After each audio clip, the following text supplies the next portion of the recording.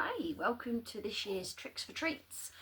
So I'm Jo and I'm going to quickly show you how we can teach our dogs to do the hide face trick. And once your dog knows how to do hide face, that will make the rest of the trick much easier. So first thing you need is a dog and a reward. So I'm using treats. Treats or toys are absolutely fine. Pep, coming up. Good girl. I'm going to show you with Pepper Potts because she's here, but I do have Merlin and Ripley hanging around on the floor. Pepper keeps going out in the rain, so she's we're a bit bedraggled, but we'll be fine. Now, first thing that you're going to need is something for your dog to hide their face in, okay?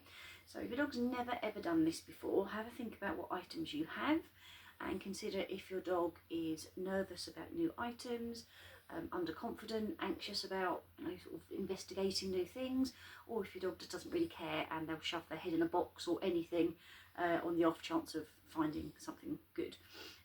So mine are pretty confident, although Pepper at first was a little bit unsure. So the kind of things that you want, it's something for your dog to be able to put at least their nose or their whole head through or in. Okay, so I've got a dog toy that's got a nice hole shape in there. You gonna have a treat for that? Here's a good girlie. Alternatively, you could, it's got a rattly thing on it, you could use, this is a flexible dog bowl. A cone, a soccer cone works quite nicely. It could be a big flower pot, something like that. So it depends. If your dog's a little bit wary about new things, go for something that's more of a hole that they can stick their nose through. Good girl, I've done this before. If your dog doesn't really care and they're always putting their nose in things, hey Ripley, then anything pretty much will work. And what you want is your item and a treat and a dog. So can you get off my lap for this, please? Thank you, sweetheart. Right, can you sit there? Pepper, sit there. No, just get off me. They don't have to sit, I'm just trying to get her in shot. So we want the item, using a toy, and we want the treat, and you're going to put the treat through. So this is assuming you've got an item that's with a hole in the middle, which could be like a ring shape, something like that. It could be a square box, and you just take the edging out, the top and the bottom, so you've just got the middle part, anything like that.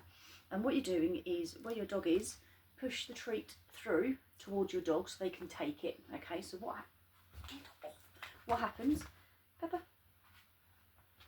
There, is they voluntarily put their face towards the item and take the treat.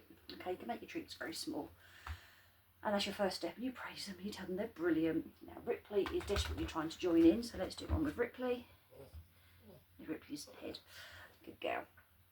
And then gradually each time you bring the treat more inwards, so eventually it goes from here to your side. So when it's on your side, your dog is then voluntarily putting their nose or face through whatever the item is. So I'll show you with Ripley.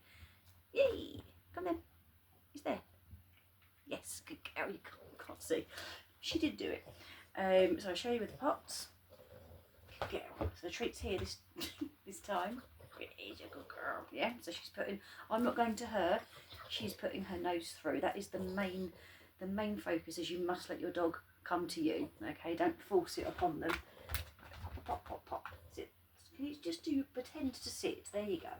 So the treat's here. She's sticking her nose through. Good girl. Okay, take it out. Good girl. Mwah. And it's just for a split second. It's not very long. Gradually, once your dog is getting the hang of it and they can just put their nose through quite happily, you could then maybe break your treat even smaller and treat a couple of times. So ready? How's your face?